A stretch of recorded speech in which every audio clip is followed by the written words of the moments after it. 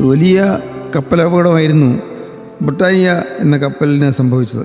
Life ബോട്ടിൽ രക്ഷപ്പെടാൻ captain വിളിച്ചു പറഞ്ഞുകൊണ്ടിരുന്നു, ഓടി വരൂ, ഒടുവിലത്തെ ബോട്ടും ഇപ്പോൾ പുറപ്പെടും എന്ന് പറഞ്ഞു. പക്ഷെ ഒരു മനുഷ്യൻ മാത്രം ബോട്ടിൽ കയറാൻ മടിച്ചു. അയാൾ കപ്പലിലെ സ്വർണ്ണപ്പെട്ടികളുടെ നടുവിലിരുന്ന് പെട്ടികൾ തുറക്കാൻ ബന്ധപ്പെടുകയാണ്. സമ്പാദ്യം മുഴുവനെ പെട്ടിക്കകത്തുള്ള സ്വർണ്ണക്കട്ടികളാണ്.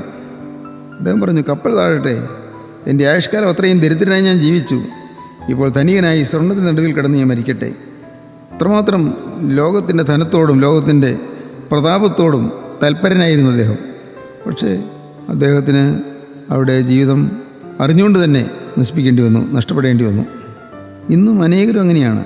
സ്വർണം, പണം, സമ്പത്ത്, ഇവയുടെ എല്ലാം അടിമകളാണ് മനുഷ്യർ.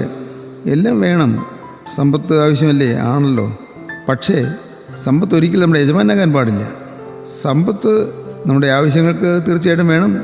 പക്ഷേ തൻ്റെ വചനം പറയുന്നു, ഉണ്മാൻ ഉടുപ്പാനുണ്ടെങ്കിൽ മതി എന്ന് വിചാരിപ്പീൻ.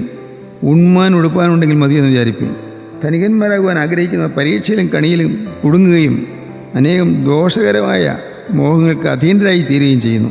നീയോ ദൈവത്തിന് മനുഷ്യനായുള്ളവയെ അത് വിട്ട് ഓടുക. നീതി, ഭക്തി, വിശ്വാസം, ക്ഷമ, സ്നേഹം, സൗമ്യത എന്നിവയെ പിന്തുടരുക. വിശ്വാസത്തിന് നല്ല പുറപൊരുത്തുക. വിശ്വാസത്തിൻ്റെ ഈ പോരാട്ട ജീവിതത്തിൽ നശിച്ചു പോകുന്ന വസ്തുക്കളിൽ നാം ആശ്രയിച്ച് പോകരുത്.